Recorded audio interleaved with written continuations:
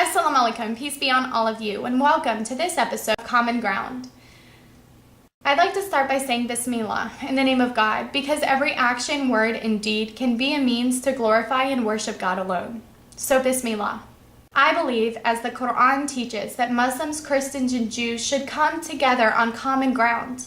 If we analyzed our similarities and saw that each one of us is striving to worship our Creator, the world would be such a better place. So here we analyze the similarities between the actual biblical teachings and the Islamic teachings. As Muslims, we strive to worship God the way we believe He asks us to worship Him. For example, just like the Old Testament prophets bowed their faces and worshiped God in submission to Him set times of the day, we do the same.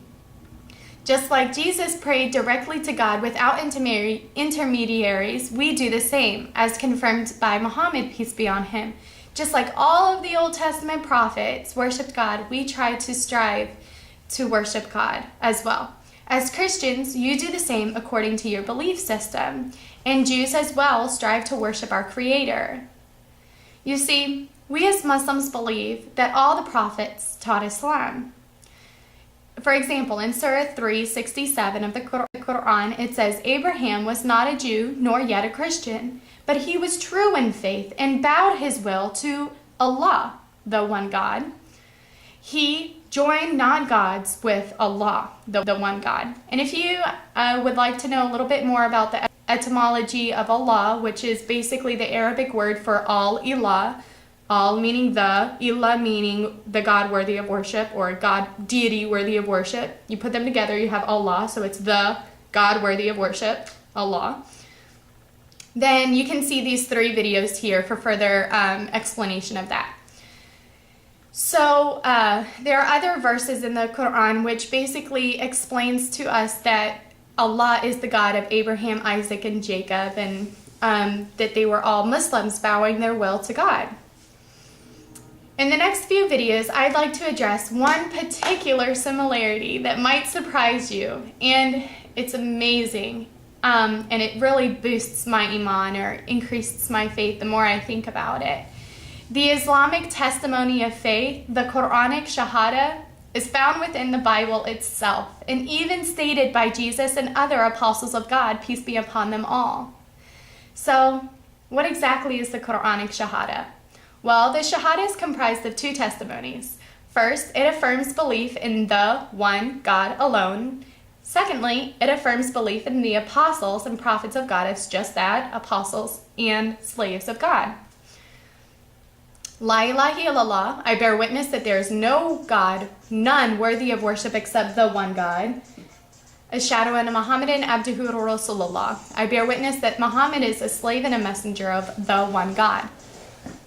In this video, in the next few videos, I will be discussing, God willing, how the first testimony, belief in one God, is found throughout the Bible and the Quran, of course supported by textual evidence.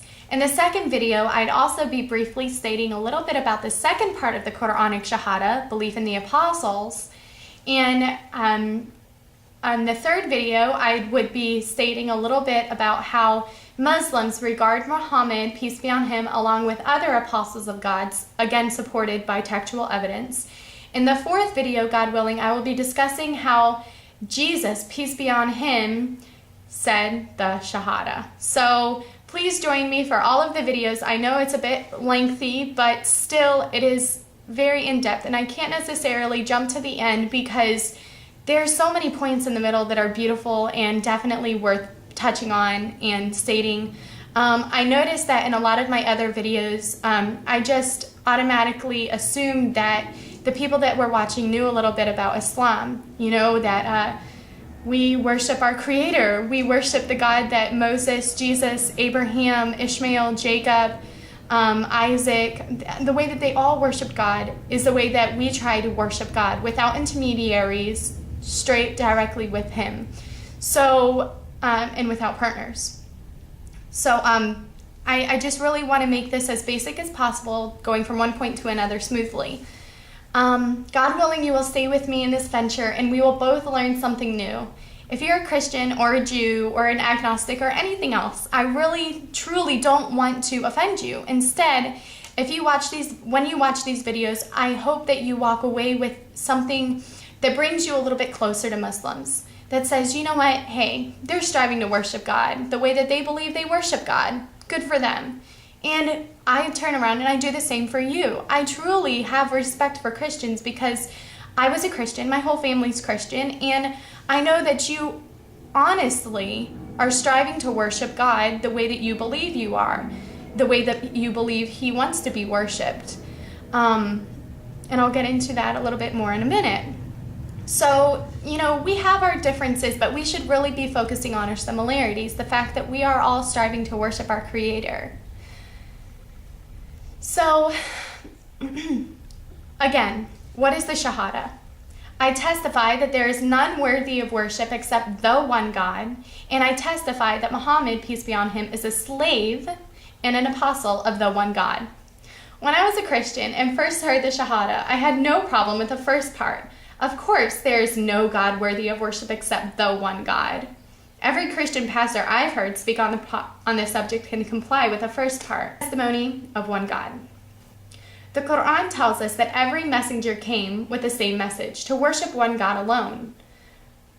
In Surah 23:32, we sent to them an apostle from among them, saying, "You shall worship God. You have no other God besides Him. Would you not be righteous?" That message verified what came from God before it, in Surah 2:101. And when there came an apostle from Allah, the one God, verifying that which they have, a party of those who were given the book through the book of Allah, the one God, behind their backs as if they knew nothing. Unfortunately, the people consistently mocked their apostles and denied that they were from God. The same applies to the apostleship of Muhammad, peace be on him. When he called to go back to worship the one God, they scorned him and mocked him. In Surah 6:10, God is consoling Muhammad, peace be on him, through the revelation of Surah 6:10. And certainly the apostles before you were mocked at. As Muslims, we believe in the God of Abraham, Isaac, and Jacob. In Surah 3:84, it says, "We believe in Allah, the one God, and in what has been revealed to us and what was been revealed to Abraham, Ishmael, Isaac, Jacob, and the tribes, and in the books given to Moses, Jesus, and the prophets from their Lord. We make no distinction between one and another among them, and to Allah we do bow our will," which is Islam.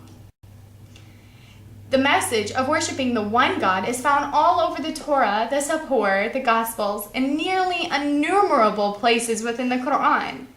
And the reason I say innumerable is because, as I said before, within the title Allah, there is testimony of only one God. Al-Ilah. Al meaning the, Ilah meaning deity or God worthy of worship. So Al-Ilah is the God worthy of worship. Also, tons of places within the Bible.